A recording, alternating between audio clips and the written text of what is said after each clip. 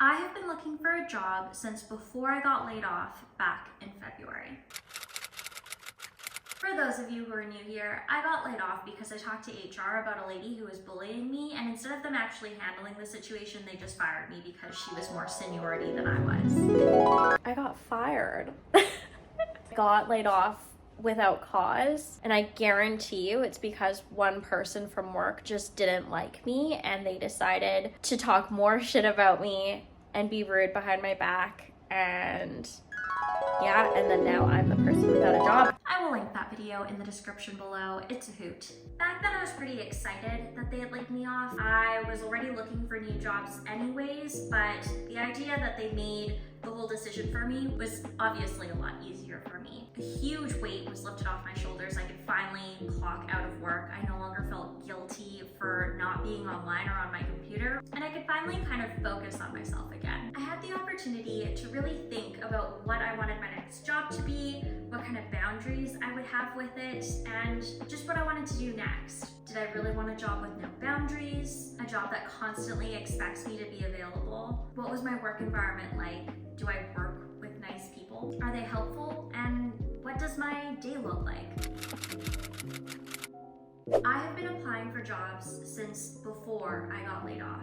To be exact, at the time of this video, between the months of February, when I got laid off, to today, September 4th, I've applied to 231 jobs. Here's the breakdown. I've had 6 interviews from 6 different companies, around 220 rejection letters or just complete no contact, 2 lowball offers with no benefits, and I would have to pay for parking, which is about $26 a day. One employer ghosted me after they told me I made it through the process. 2 employers told me it was really exciting to get notifications at any time of the day and to be ready to be available. I had a first and second interview with a company that told me I got through the process, that I was about to be hired, and then they didn't contact me back. I emailed them twice. They said just hang tight. This job is still available to apply to today, and this all happened back in May. So what's going on?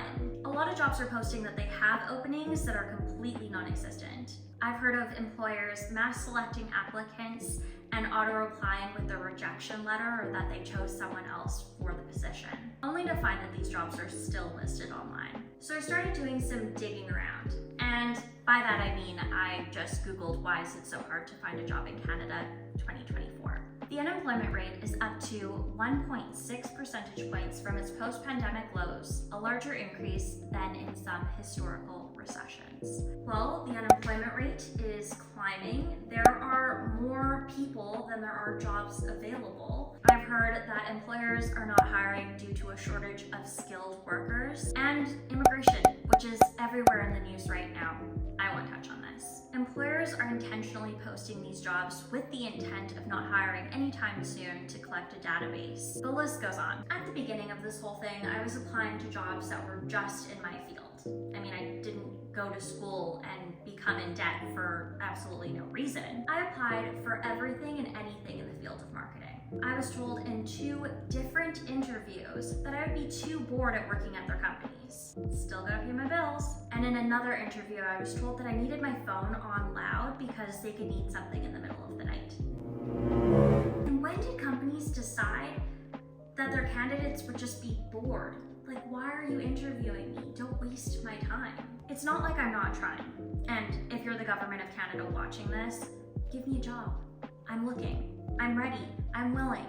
Let's go. For the last 3 months, I've opened my search up to everything and anything that is available in and around my area within a reasonable driving distance. I've applied to be a grocery store clerk, a bank teller, a entry-level laborer, a custodian, a warehouse, like overnight stock person, everything, literally. And you know what? Nothing. All these jobs are still available. If you go and look for them, they're still there. Some of them get refreshed. Some of them are the same postings from months ago. So the other day, I was talking to a good friend of mine about the search. How's it going? What am I doing right now? And they shared with me a CNBC article about ghost jobs. Now, I've never heard of this before, but the term made my heart sing. put the search in my computer and I found the video from CNBC and the article that went along with it. So apparently this is nothing new. This has happened in the past. It's just more prevalent right now. So if you can't find a job right now, you're not alone. It has been 204 days and I'm still applying for jobs. Any job. I am educated, I am hardworking, and I am skilled. I don't care about your company culture. I don't care about your business goals. I take pride in my work, but I want to go to work and then leave work at work. I want a job to pay my bills. I want to not be bothered after hours. And I want to enjoy my life. Someone hire me. If you liked this video, I'd appreciate it if you'd like it, subscribe, and maybe turn on the notification bell. I post videos every Saturday about getting my life together and just any adventures I go on. And yeah, I guess I'll see you guys in the next one. If you have any friends or family going through the same struggles, leave in the comments below. I'd love to hear your stories. And that's it for now. I will see you in the next one. Bye.